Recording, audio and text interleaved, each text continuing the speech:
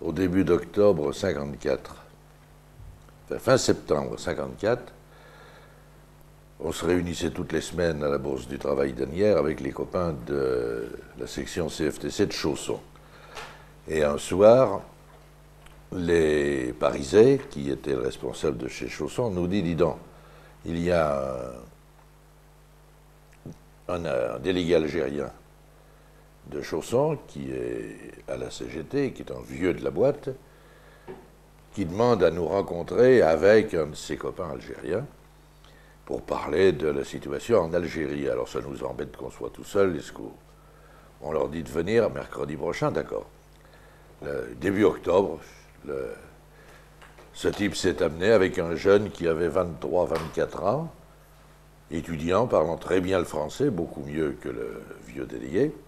Et les gars nous ont dit, voilà, on vient en tant qu'Algérien, on voudrait savoir qu'est-ce que vous pouvez faire, c'était encore le gouvernement Mendès, hein, pour que la situation change en Algérie. On leur dit quoi? Mais pour qu'il n'y ait plus des élections à l'algérienne, avec les urnes bourrées à l'avance, etc. Et qu'il y ait quand même une situation, enfin que l'Algérie soit les départements de la République française, comme on les appelle, que ce soit une situation correcte. On dit, mon vieux, écoute, nous, on est là, deux sections syndicales, on n'est pas le gouvernement français, écoute, on peut... Personnellement, qu'est-ce que tu veux qu'on fasse? On peut pas... Vous ne pouvez pas intervenir, votre confédération ne peut pas intervenir auprès du gouvernement pour qu'il y ait des mesures qui soient prises. On dit, écoute, on l'a bien fait, mais enfin, ils ont dit, ça... Et ce gouvernement, pourquoi il ne fait rien? Il a bien... Bah, écoute, on a arrêté la guerre en Indochine, il n'y a pas si longtemps, il a réglé l'affaire de Tunisie, il y a encore l'affaire du Maroc à régler, oui, ils ont dit. Et il n'y a jamais le temps de s'occuper de l'Algérie. Alors, on a discuté, je ne sais pas, 3/4 d'heure à peu près. Les gars nous ont dit, non mais on ne vient pas pour vous embêter, c'est vraiment pour savoir. Vous n'êtes pas les premiers à qui nous posons la même question. Mais on constate que vous n'êtes pas plus que... Vous n'avez pas plus de poids sur les événements et vous ne pouvez pas peser davantage que les autres pour arriver à faire changer la situation en Algérie. Donc, il n'y a vraiment qu'une seule solution, c'est qu'on s'y mette, quoi. Regardez, ben oui, il faut bien qu'on s'y mette.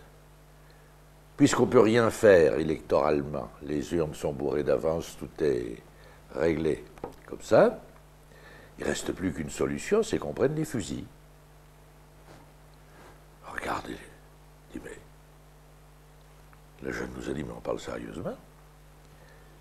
Si on prend les fusils et qu'on les sort, là, il faudra bien que le gouvernement français s'occupe de la situation. On ne pourra pas dire qu'il y a un problème plus urgent avant. Hein? Là, il faudra. Ils nous ont laissés là-dessus.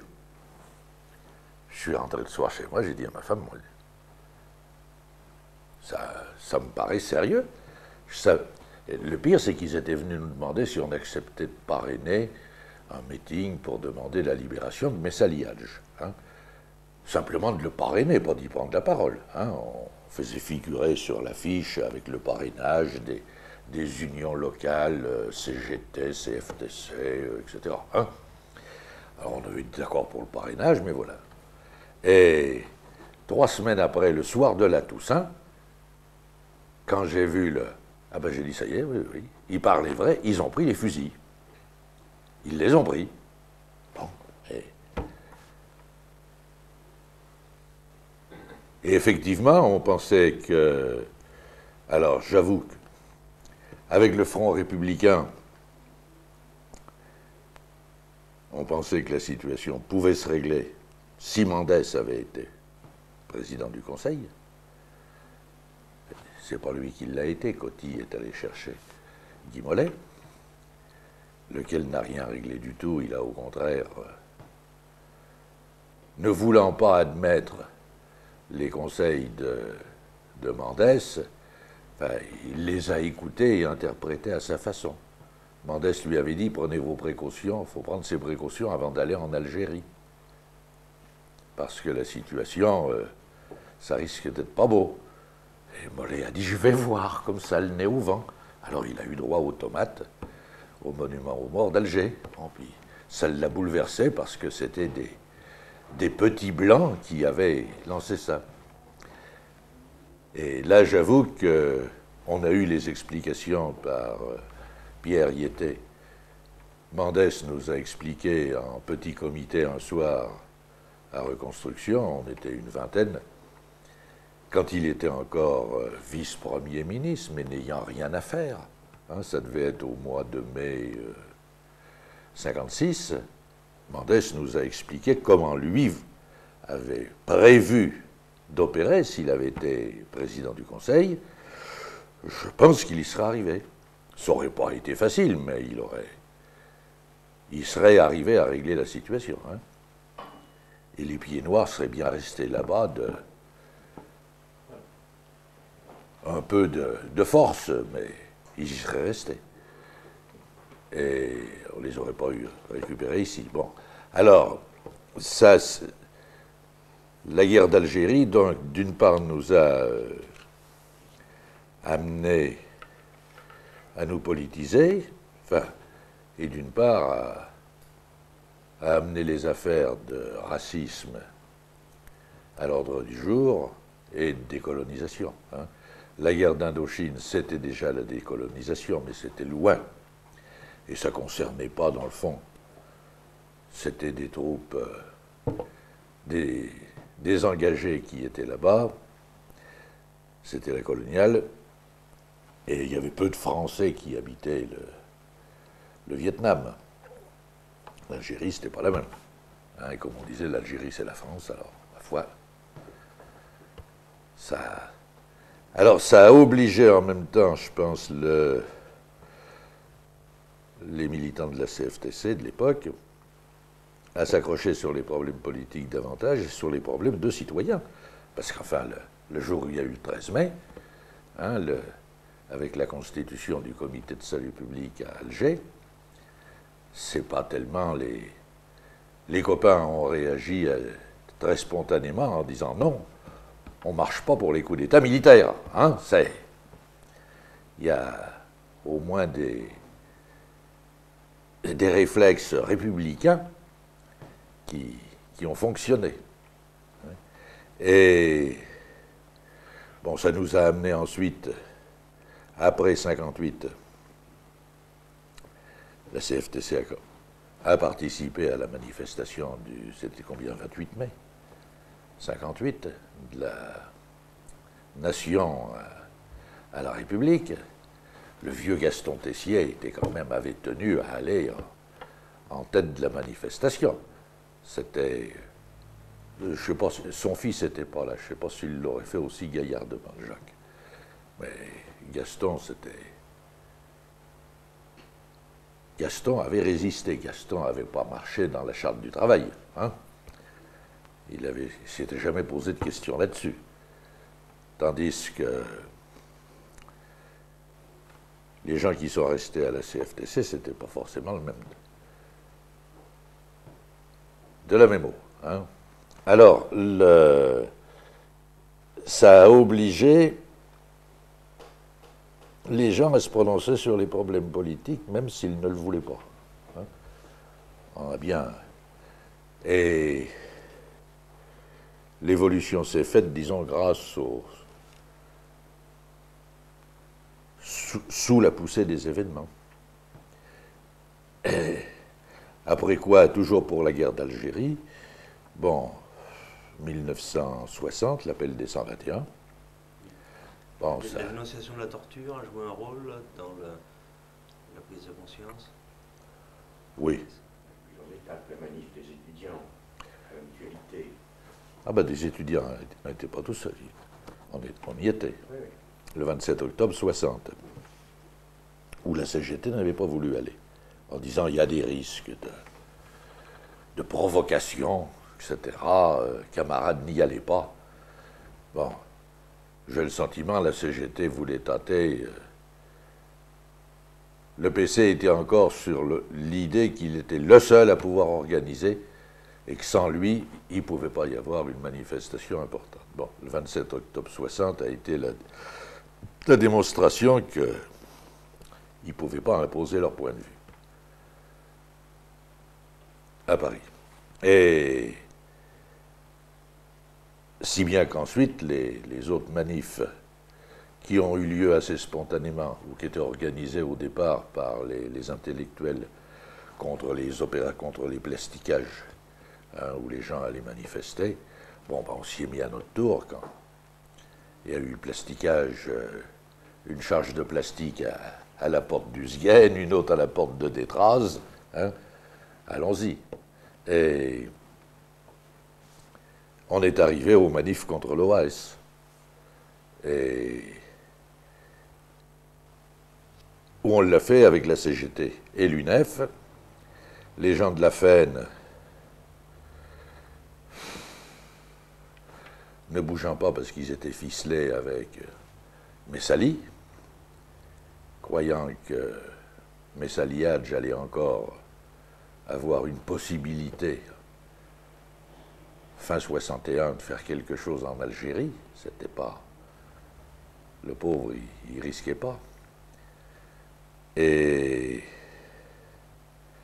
il a fallu pratiquement Charonne pour que là, la FEN parisienne dise non, pas de problème. C'est fini le petit jeu, quoi. Hein? On se met du côté du peuple. Et alors, pour ce qui est de FO, l'UDFO avait marché les manifestations la manif du 27 octobre 60 à la Mutualité, car le secrétaire, c'était l'Union départementale, le secrétaire de l'UD était Georges Rinaud, qui avait eu le tort de quitter la SFIO et de passer au PSA, puis après au PSU, si bien que fin 61, à son congrès d'UD, son rapport moral a été adopté à l'unanimité, mais après il a été battu aux élections.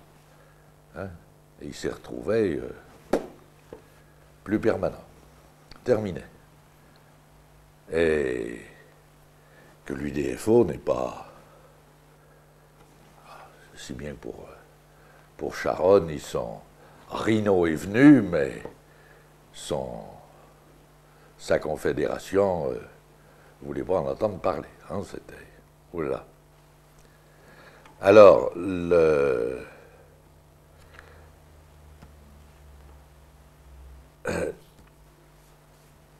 pendant toute cette période, enfin, la fin de la guerre d'Algérie, la période contre l'OAS, c'était en même temps la période où se préparait l'évolution de la boutique de la CFTC et où tout le monde, il y avait eu les motions déposées au Congrès pour accepter, dire il faut changer de titre, les débats sur ce qu'on a appelé l'évolution et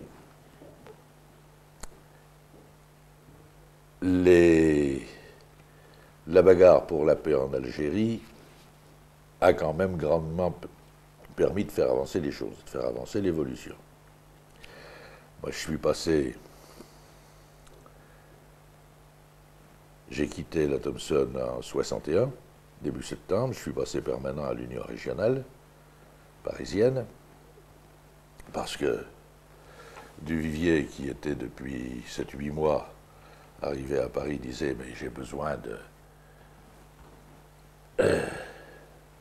renforcer l'équipe de l'URP, et il faut qu'on arrive à faire passer l'évolution. » Alors, j'ai quitté la boîte, j'avais bien demandé un congé pour partir, mais c'était pas prévu à l'époque dans la convention collective. On m'a dit non, pas question de faire un précédent en votre faveur. Alors j'ai donné mon compte, 8 jours c'est vite fait. Et Je suis arrivé à l'Union régionale, on avait une école normale ouvrière en préparation. Je vais avec Duvivier la préparer à Bierville, puis en cours de route, il me dit, dis donc, dans 2 mois, on a le congrès de l'URP. Je ne sais pas comment ça va se passer, je ne suis pas sûr qu'on gagne. Je dis quoi? Ah, il me dit non, Jacques Tessier, qui était à Bruxelles auparavant, à la communauté européenne, s'est ramené à Paris parce qu'il s'inquiète de l'avenir. Et il se répand dans les couloirs de Montholon en disant, ça y est, on a fait les comptes, pour l'Union régionale parisienne, on la reprend en main, on va te virer du Vivier.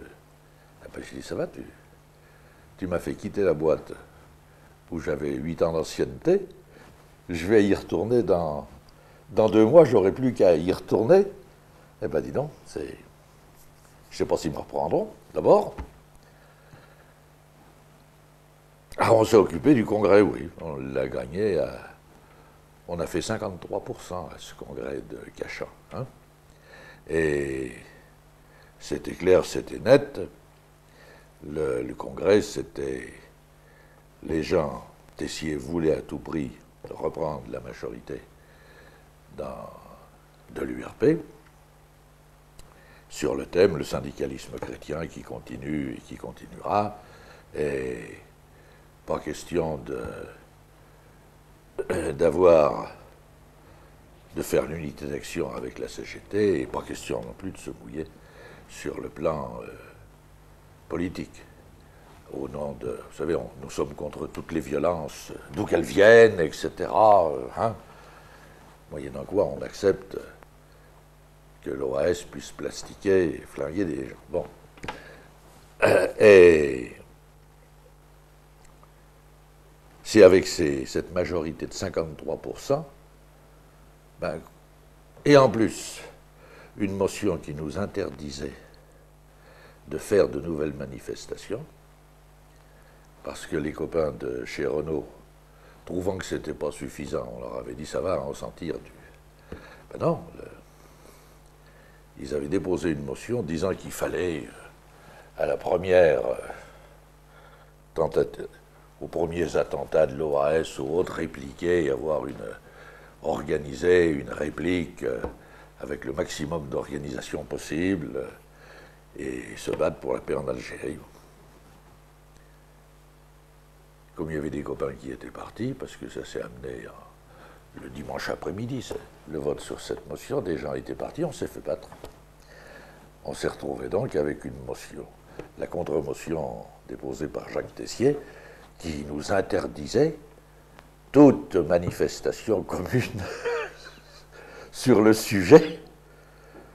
Alors, ben, comme on était là, on s'est plus occupé de cette motion. Hein. Et ça ne nous a pas empêché de faire le 19 décembre la manif de la République à la Bastille à l'Hôtel de Ville. On n'est jamais arrivé à l'Hôtel de Ville. Hein, il y avait un peu trop de flicailles. Et puis, le 8 février 62, Charonne. Alors, ben, comme permanent, moi, ça m'a donné, entre autres, ça m'a appris des choses. J'ai appris comment on organisait des obsèques dans Paris, comment ça se négociait, etc. Bon. Duvivier m'avait dit, tu t'occupes des affaires matérielles, tu vois, avec les gars de la CGT, ils avaient de la bouteille. Hein. Celui qui avait organisé ça, il était président de la Caisse régionale de sécurité sociale. Je ne me rappelle plus son nom, c'était un ancien déporté de Saxe-Nausen, qui était un as en matière d'organisation. Il avait organisé les obsèques de Montmousseau. Hein. Je sais bien, alors il savait comment on faisait. Mais c'était ils avaient une équipe à l'UDCGT à l'époque qui était de gens qui avaient de l'expérience et quand même de la classe. C'était Enaf, Tollet, hein. Lunet, non, il n'était pas. Et Nafetolé en connaissait un bout. Hein. Alors, après le congrès de Cachan, ben on a refait, quand on a fait le congrès ensuite sur l'évolution de la CFTC, on a fait un congrès spécial région parisienne pour que les gens puissent au moins se prononcer. Bon, on a fait 65%. C'était plus 53%. Hein. La manif de Charonne, eh ben, ça nous avait fait gagner 12%. Ça avait fait basculer des gens qui étaient indécis, comme les gens des assurances et d'autres syndicats d'employés. Voilà. Alors voilà donc le... Mais ça nous a permis en même temps, ces manifestations pour la paix en Algérie, de nous rôder au travail d'unité d'action avec la CGT, sur un plan parisien, non plus sur un plan uniquement d'entreprise, et d'arriver quand même à tenir à peu près la mer, hein, dans ce genre de manifestation, à pas être débordé et à passer sous la table. Hein. C'était... car la première manifestation qu'il y avait eu, celle du 28 mai 58, c'était pas très facile. Et dans les entreprises autour de 64, Ouais. à quel endroit il y avait un rapport de force qui était un petit peu plus favorable à la CFTC? Est-ce qu'il y a des secteurs professionnels où la CFTC, justement, dans le cadre de l'évolution, arrivait à percer un petit peu plus? Dans la région parisienne. En région parisienne, hein. Ça, lié à ton expérience. Ben, dans la région parisienne, les points forts de la CFTC de l'époque, c'était dans les milieux employés, c'était dans la banque, hein, dans les assurances, dans... Il y avait un secteur, non, ils n'étaient pas majoritaires, il y avait un secteur où ils étaient forts, c'était la Banque de France, mais là, ils sont restés CFTC maintenus. Hein. Et c'était ces secteurs-là surtout, hein, c'était le reste, c'était pas... Bon, à la Thomson, on se défendait, mais après, c'était des entreprises. Hein. Vous ne pouvez pas dire qu'il n'y avait pas une corporation. Tu évoquais Renault, par exemple, où il y avait un syndicat CFTC Oui. qui a laissé des archives, d'ailleurs. Oui, mais on n'a jamais dépassé 15% chez Renault. Ouais. On est monté peut-être à 16, bon, hein, ou 16,5. Bon, c'est de cette... Alors c'est... Et dans les municipalités, chez les employés communaux? Non, ce qu'il y avait chez les employés, tu avais le personnel administratif de la préfecture de police.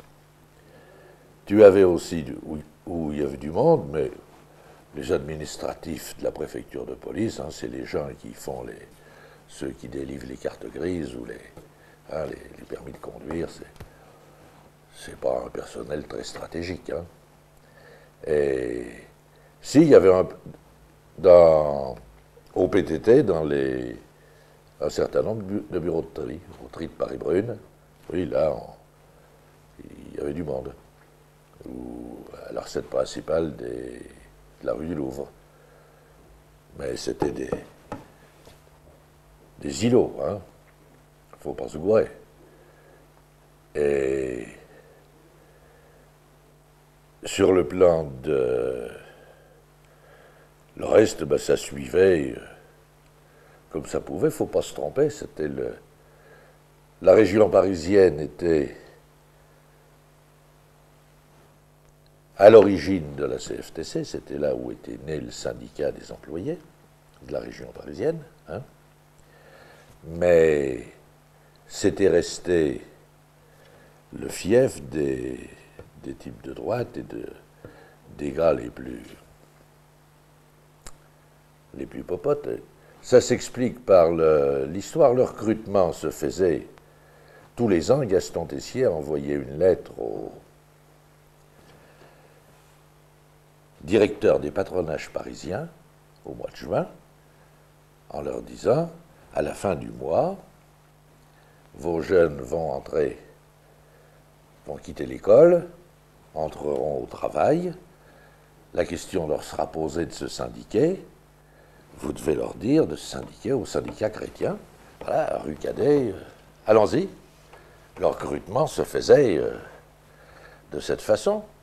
Et n'oubliez pas que jusqu'en 1900, enfin avant-guerre, et même encore après, pendant une bonne dizaine d'années, un certain nombre d'entreprises ne recrutaient des employés que s'il y avait une recommandation d'un curé. Hein?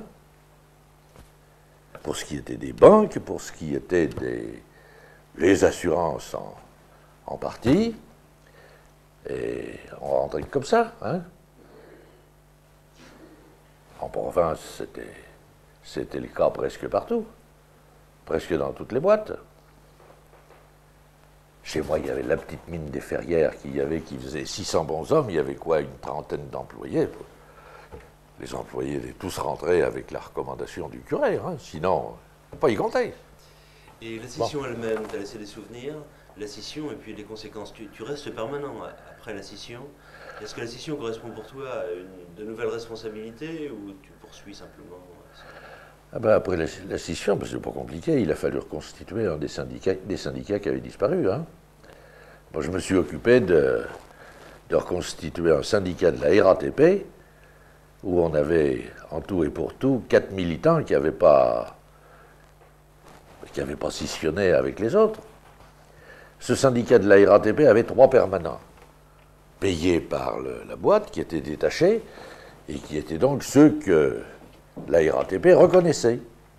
Les gars ne s'étaient pas cassé la tête, ils avaient leur assemblée générale annuelle, ils l'avaient eu 5 ou 6 mois avant le congrès, et ils avaient fait adopter une résolution disant l'assemblée générale du syndicat décide de maintenir coûte que coûte le syndicalisme chrétien. Alors, au lendemain du congrès confédéral de novembre, ils ont envoyé, ils avaient préparé l'affaire avant, à tous les adhérents une lettre avec une enveloppe avec le T, là, retour payé, hein, en disant répondez par retour du courrier avec l'enveloppe ci-jointe et en signant le papier que voici et sur lequel il y avait marqué j'affirme ma volonté de maintenir le syndicalisme chrétien. Voilà. Hop, signé, et la date. Les gars ont renvoyé ça, et ils ont dit avec ça, c'est terminé, nos gens se sont prononcés. Il n'y a pas eu de réunion. Hein. Donc les 4 ou 5 militants qu'on avait aux ateliers de Championnet dans le 18e, là où les gars refaisaient les bus, et y compris les moteurs, les boîtes de vitesse, etc., pas de discussion. Alors que faire? Ben, il a fallu, à partir de ces 4 ou 5 gars, remonter un syndicat, en allant à la pêche à la ligne, dans les dépôts, les terminus de lignes de métro, d'autobus. Je ne savais pas comment fonctionnait la RATP, ils me l'ont appris. Hein. Alors, oui, dis donc, avec leur langage particulier, copié sur celui du chemin de fer, les gens ne te parlent pas de la maîtrise et des cadres, c'est le commandement. Hein? Comme à la SNCF. Le commandement. C'est les termes militaires. Et alors j'ai dû passer là pas loin d'une année à m'occuper d'eux. Bon, après, parce qu'il a fallu qu'il y ait des élections pour qu'ils puissent avoir des voix, hein, et être reconnus officiellement hein, par la boîte. Avant, il n'y avait même pas moyen de faire une démarche. Hein. Et dans une boîte comme ça, où personne n'a la statut, syndicat pas reconnu, tiens, c'est pas du simple. Hein.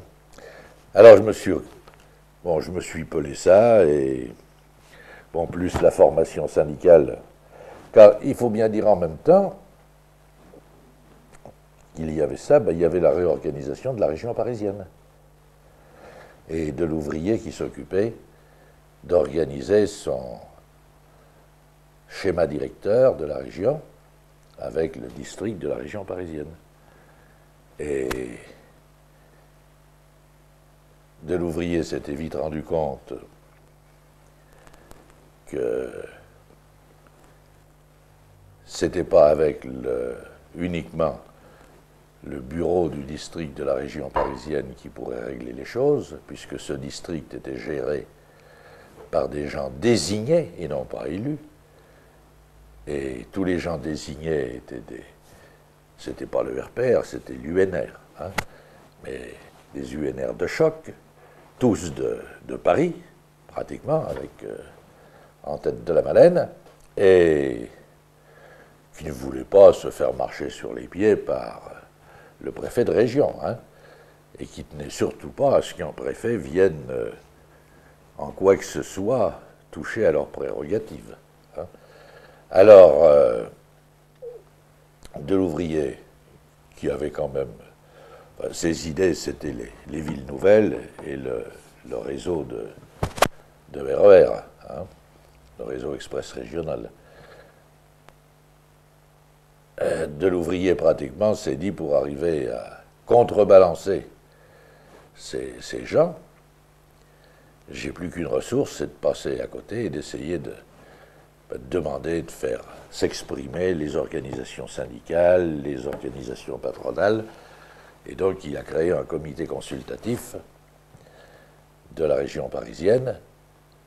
C'est resté maintenant, le CCES, de façon à ce que les organisations syndicales puissent dire leur opinion et qu'au moins, si on veut, l'opinion de gauche soit représentée. Étant donné que dans l'état-major du district, il n'y avait que les godillots. Hein? Et on s'est donc trouvé, sans l'avoir cherché, obligé à l'union régionale d'avoir 2 gars au CCES, et de l'ouvrier les faisait travailler ces gars. Hein? La CGT avait ses représentants aussi, tout ce monde était tout heureux de travailler là-dessus. Hein? Et en même temps, réaliser, là, c'était pas de l'ouvrier qui le faisait, les projets de découpage de la région. Est-ce qu'il y aurait 3, combien de départements pour remplacer la Seine et la Seine-et-Oise, hein? Bon, il y en a donc eu 7, mais tout ça se faisait à la même époque. Alors, ce qui fait qu'on avait donc pour nous en plus la tâche de savoir qu'est-ce qu'on faisait, est-ce qu'on allait, puisqu'il y aurait de nouveaux départements, est-ce qu'on gardait une seule union régionale ou est-ce qu'il fallait faire des unions départementales, bon, adapter les structures, et les structures des syndicats aussi.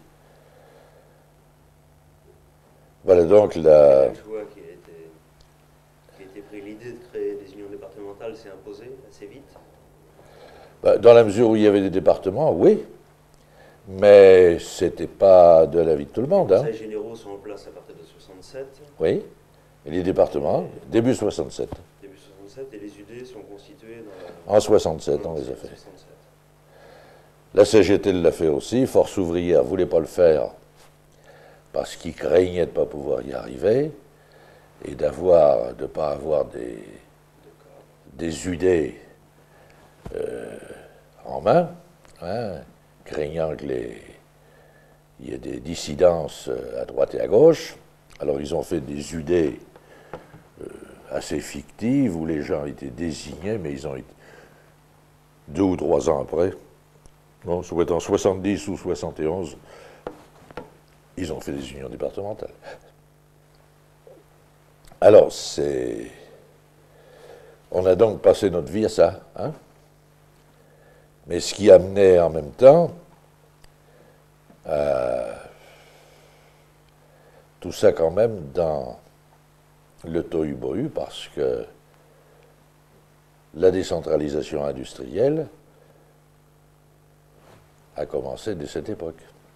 Dès les années, à partir de 64-65, là les boîtes ont commencé à quitter Paris pour s'en aller en province.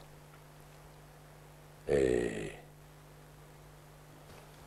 au départ, ça a été assez lent, mais après, au bout d'un certain temps, ça s'est accéléré, dans la mesure où l'État lui-même a transféré des entreprises en province. Par exemple, l'imprimerie des timbres-poste qui était à Paris, emmenée à Périgueux, un dépôt de matériel PTT que Messmer avait emmené à Lorient quand il était élu à Lorient, hein, avant 68, ça. Et tout ça se faisant, alors. Et ça m'a, disons, quand je me suis retrouvé conseiller de Paris en 71, c'était pas pour moi une... J'avais été obligé de me frotter à l'hôtel de ville, simplement pour les affaires syndicales, parce que dans ces affaires de départ d'entreprise de Paris ou d'administration qu'on emmène, où faut-il aller taper à Paris, hein? C'est pas si simple, hein? Qui est responsable? Qui prend la décision? C'est... Quand on dit l'État, oui, ça va. Ça m'a amené à comprendre, à essayer de m'y retrouver dans ce foutoir parisien. Hein? Et à comprendre que les Parisiens s'y retrouvaient pas bien, ce qui explique pourquoi, à la moindre bricole, les gens écrivent à l'Élysée ou à Matignon, croyant que ça se règle toujours là. Hein? Et toi-même, tu étais logé dans Paris, dans un quartier précis où tu as changé. J'étais logé à Paris jusqu'en 60, à côté de la gare de l'Est. Mais c'était vraiment trop petit, en 30 mètres carrés. Je suis allé en banlieue, parce qu'il n'y avait pas moyen de se loger plus grand dans Paris, à l'époque. Et je suis allé en banlieue, c'était bien sympathique. Début septembre, il faisait beau. À Montmorency, parce qu'un copain à la boîte m'avait dit « Viens donc, il y a un programme là qui est pas cher. » Et puis le coin est joli, c'est vrai. C'était bien. La butte de Montmorency, ça m'a rappelé un peu mon coin d'origine. Là, ça grimpe, c'est pas mal. Il y avait de la verdure. Ah oui, mais c'est à 4 km de la gare d'Enghien. Hein. Et il n'y a pas de bus. Alors, quand on y va comme ça va bien. Mais après, quand on y habite, évidemment, c'est moins simple hein, pour aller au boulot. Il n'y a plus qu'à prendre sa bagnole et puis descendre au travail, c'est tout. Hein. Et alors, je suis revenu à Paris en début 71. Suzanne en avait marre, là-bas. Tu t'étais marié en quelle date? Eh bien, en 55. Et elle en avait marre, j'étais permanent. Des fois, elle téléphonait, elle me disait « Me cherche pas, je suis parti, je vais lécher des vitrines. » C'est bien, hein, une banlieue à pavillon.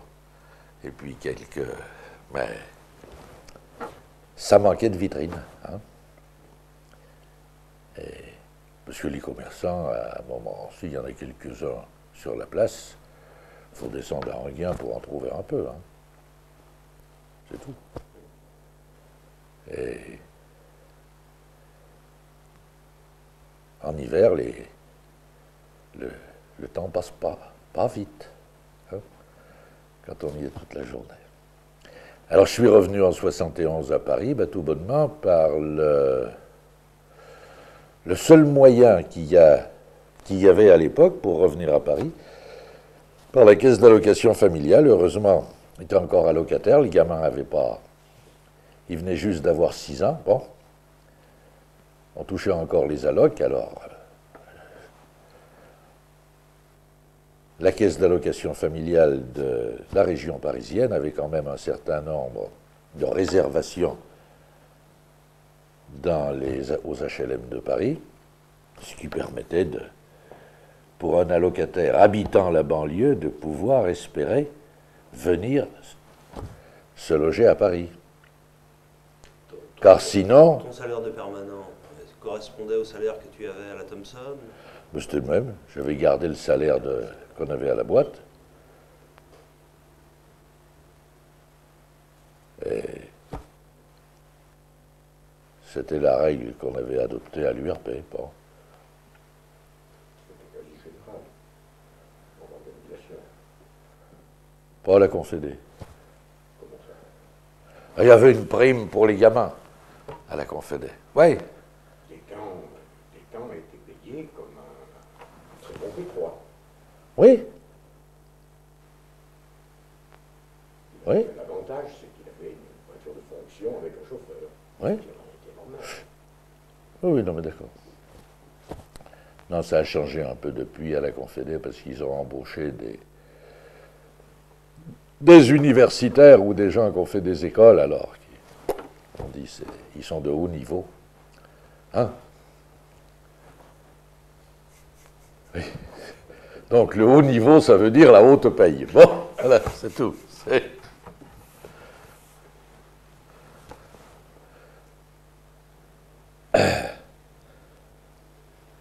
Voilà, oui, Ah. donc, oui, parce que comme ensuite on va te retrouver dans le 13e arrondissement, là c'est pour ça un petit peu que... Non, et alors si je suis allé dans le 13e, le logement que j'ai eu par la caisse d'allocation familiale, il était dans le 13e. C'est pas le fait d'avoir été élu conseiller de Paris qui m'a valu ce logement. Hein. Non, pas du tout. Mais c'était le seul moyen. Les gars de la Malène et son équipe avaient décidé, et c'est toujours maintenu, que pour être inscrit au fichier des mal logés de Paris et pouvoir donc demander un logement à l'office HLM de Paris, il faut habiter Paris. Alors si on a eu le malheur, même celui qui est né à Paris, qui y a habité jusqu'à 20 ou 25 ans, d'aller en banlieue, on dit « Ah, vous êtes en banlieue. Terminé. Voyez la mairie, votre mairie de banlieue. On ne revient plus à Paris. » Ou alors en achetant son appartement. Voilà. Il y a encore quand même cette soupape de la caisse d'alloc. Enfin, ça va pas loin, hein. Elle doit avoir comme ça 1 millier de logements. Hein. Il n'y en a pas souvent de libérés chaque année. Hein. Faut pas. Moi, j'ai eu du pot parce qu'à l'époque, ils souscrivaient encore chaque année pour des logements. Hein.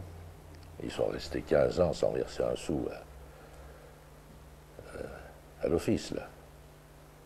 Ils ont recommencé maintenant. Administrateur de l'office, je connais ça quand même. Je leur ai fait remettre du fric Et à l'office HLM, pour qu'il y ait au moins des logements. Bon. du point de vue de l'évolution politique, est-ce que tu suivais avec attention l'évolution du PSA, du PSU Bien sûr. 17, oui. Oui. Ben, d'abord, pour les élections du 2 janvier 1956, dans l'aventure du Front républicain, Reconstruction avait décidé d'aider à leur demande, les candidats socialistes à Paris, qui étaient les opposants à Mollet. Hein. C'était Daniel Meyer, Verdier, Depreux. Hein.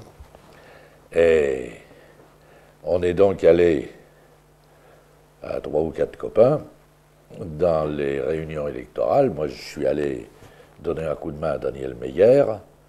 Brocard d'Usgen est allé aider Depreux. Et je suis allé à 2 réunions de Daniel Meyer où j'étais annoncé sur l'affiche en tant au nom de Reconstruction. Hein. Et je suis allé chahuter la brave Francine Lefebvre, qui était députée MRP et qui était syndiquée CFTC. Hein. Dans une de ces réunions électorales, là, dans le Marais, il y avait Jean Tedgen qui était là. Ah, ils n'ont pas apprécié, hein, bon vieux. Mais ça a été la première opération. Hein. C'est comme ça que j'ai connu Daniel Meyer, et qui m'a fait visiter l'Assemblée nationale d'ailleurs après. Hein. J'y étais jamais allé avant, car il était à ce moment-là président de la Commission des Affaires étrangères. Il avait droit à un bureau les députés à cette époque n'avaient pas de bureau, hein. Ils avaient qu'un placard vestiaire pour mettre leurs serviettes et leurs imperméables. C'est tout. S'ils avaient des textes à préparer, ils allaient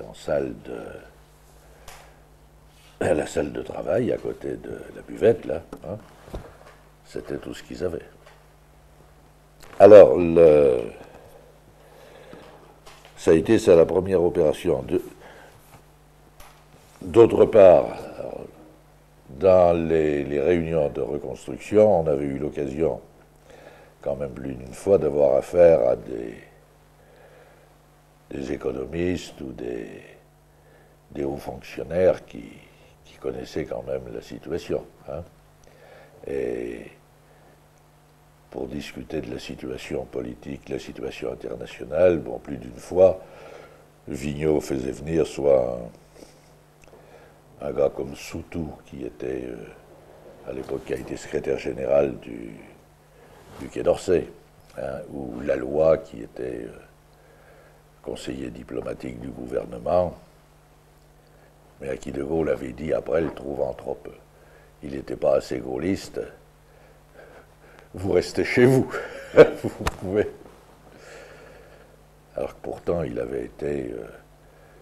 c'était lui qui avait accompagné De Gaulle en 1944 à Moscou pour signer le traité franco-soviétique, hein, et qui avait été l'interprète dans les discussions avec Staline et Molotov. Et alors, on avait des relations, si tu veux, de même que Mendès était venu plus d'une fois à Reconstruction discuter. Hein. Alors, les questions de l'évolution politique, ben oui, on la suivait, mais des copains sont allés au PSA ou au PSU après. Moi, je t'avoue, j'ai pas pris ma carte. Hein, et j'ai été suspecté d'être pro-PSU. Et les gars du PC m'avaient catalogué comme ça. Pendant qu'on faisait les relations avec le PSU, ben, pendant toute la période de la guerre d'Algérie, ben, c'était assez simple, hein?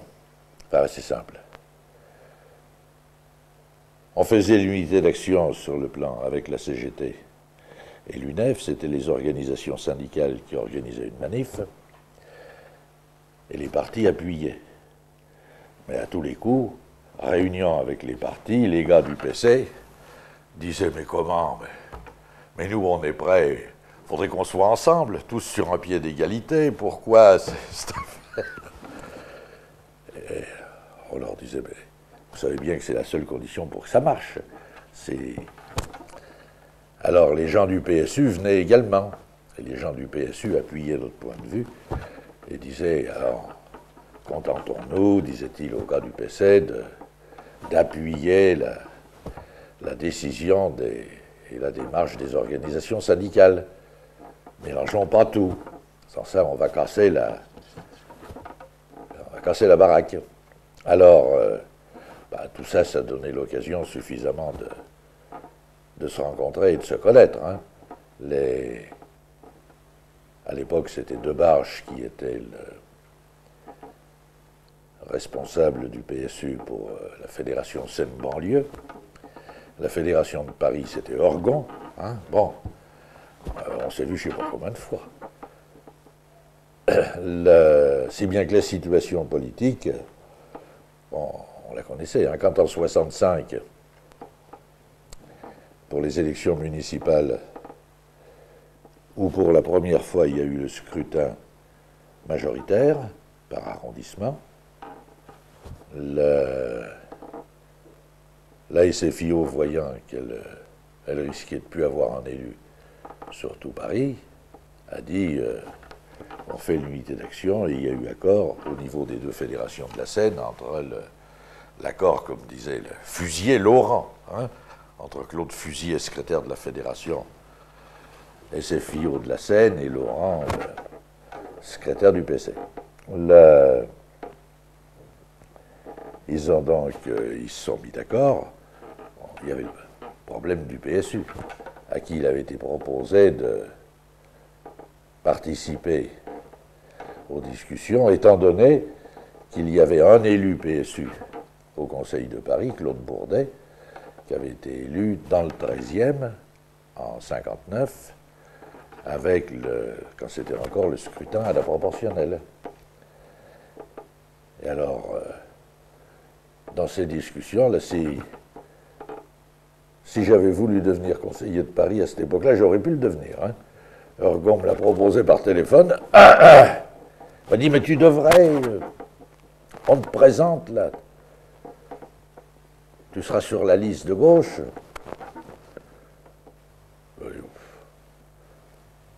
65, j'ai dit non.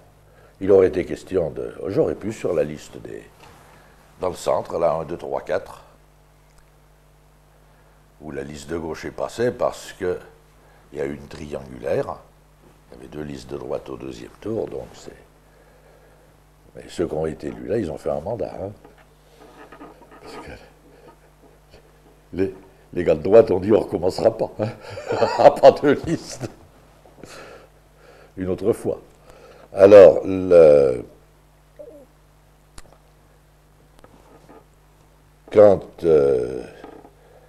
mais pour régler, par exemple, les problèmes, si on voulait, en tant qu'organisation syndicale, avoir sa place et être reconnu, il fallait donc quand même arriver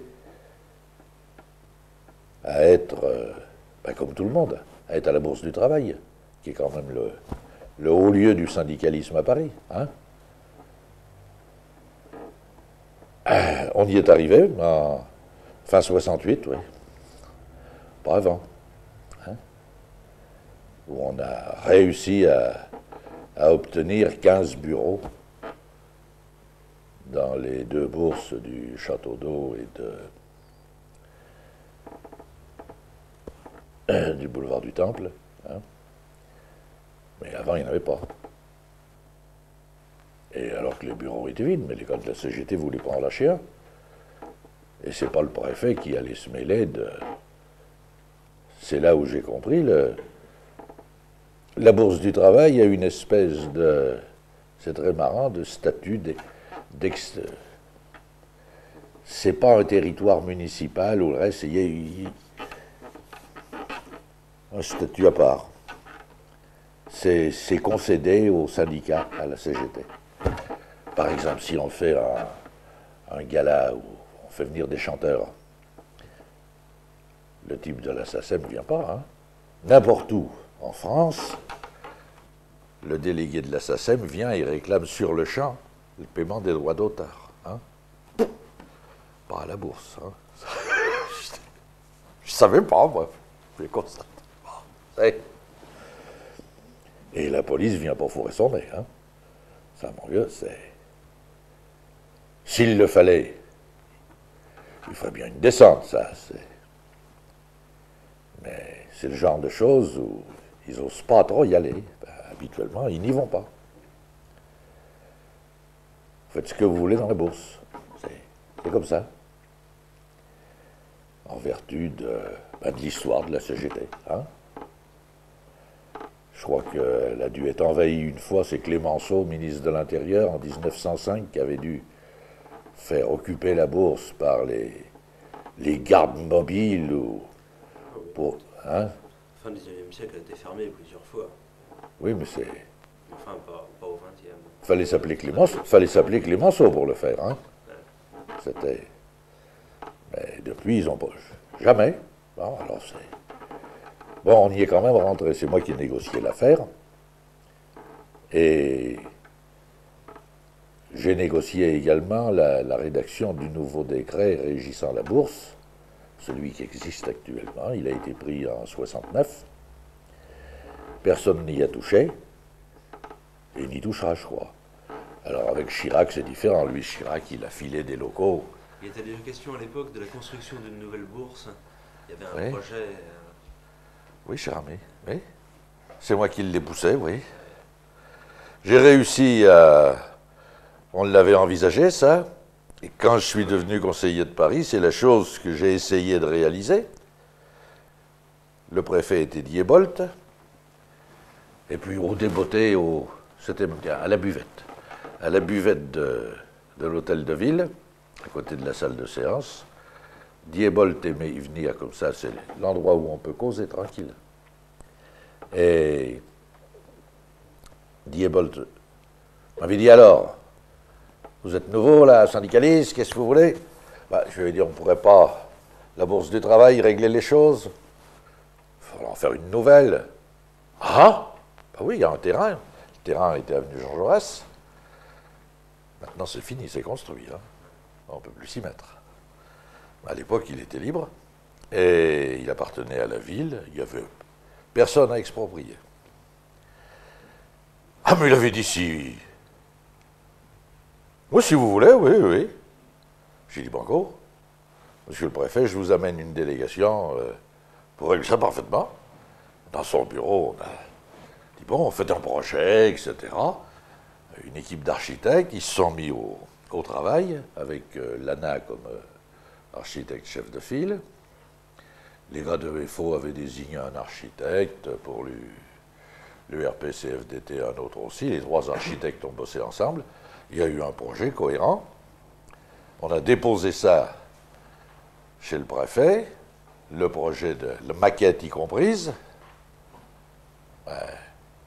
Fallait faire avaler ça après au conseil. Hein. De la Malène, il n'était pas chaud du tout. Car pour de la Malène, les syndicats, c'est une chose, c'est un peu contre nature. Hein. Ah oui, ça c'est... Il veut bien d'un syndicat, si ça s'appelait le syndicat indépendant, mené par des gars du RPR, là d'accord. Hein. Mais sinon, ça va. Et à l'action ouvrière du RPR, ça suffit bien. Hein. Les syndicats, zéro. Alors, et surtout la CFDT, hein, parce que comme il vous disait, les cocos, on connaît, on sait comment il faut traiter. Les autres, là, on ne sait jamais. Bon.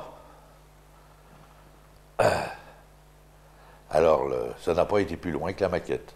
On est arrivé à ce que quand même les architectes puissent être payés de leur travail, hein, de leur étude.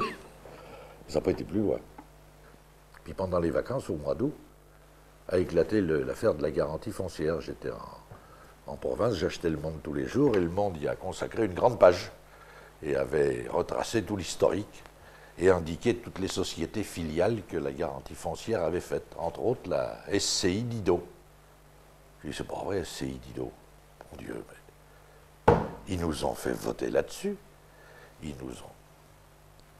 On a décidé d'acheter ça.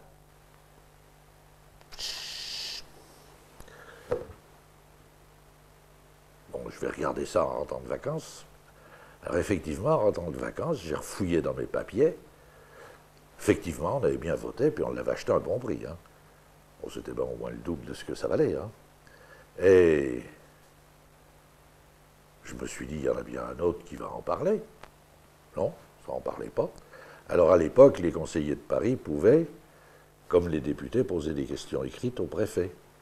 Ça apparaissait au bulletin municipal officiel, qui était quotidien, et les journalistes pouvaient reprendre ça tranquillement. Hein. Ce BMO était tiré à peu près à 5000 exemplaires, était envoyé au cadre de la préfecture, mais aussi à tous les directeurs d'école, directrices de crèches, de centres PMI, etc., d'hôpitaux. Et c'est la première chose que Chirac a supprimée quand il est arrivé comme maire. Hein. Il a dit on n'envoie plus de questions.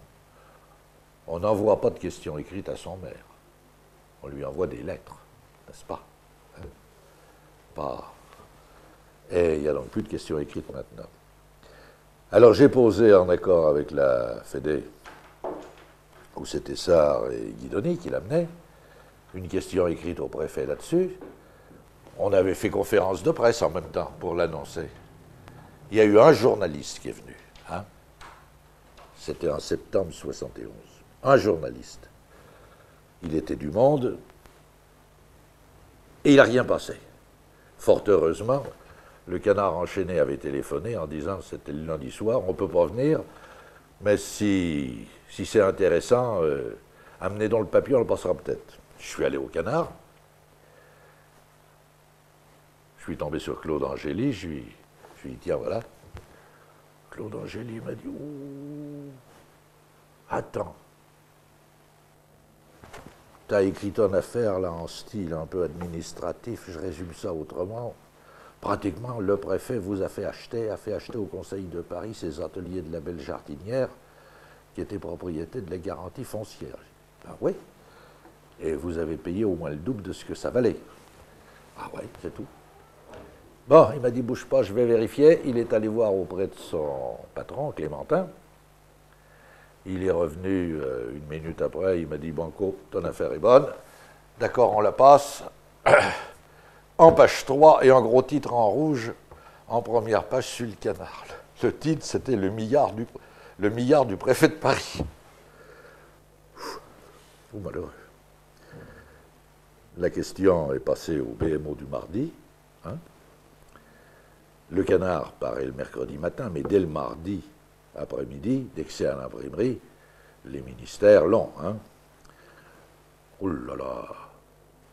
Le mercredi matin, le Canard recevait un démenti du préfet de Paris, hein, avec prière d'insérer. Le Canard n'a pas inséré en disant c'est. Ou s'ils l'ont inséré, mais en disant dans 8 jours, hein, pas avant. Et le préfet a répondu à ma question dès le jeudi, mais le jeudi même, il était convoqué par Pompidou, qui lui a dit, Monsieur le préfet, à partir de lundi, vous êtes nommé préfet de région du Nord-Pas-de-Calais. Diebold lui a dit, mais président, c'est pas une promotion, c'est une pénitence. Pompidou lui a dit, c'est ça, vous démissionnez. L'autre a dit, je démissionne. Et il est devenu immédiatement directeur de la SACI, la Société d'aménagement et de construction immobilière, filiale de Paribas. Et il a envoyé des invitations à tous les conseillers de Paris pour annoncer que dès le lundi suivant, il les invitait à prendre la crémaillère dans ses bureaux de la SACI. Voilà. Alors, j'ai eu ensuite quelques petits problèmes avec M. de la Malène. Il ne faut pas s'en dire. Ça. Je ne me suis pas fait que des amis. Hein, avec cette affaire-là.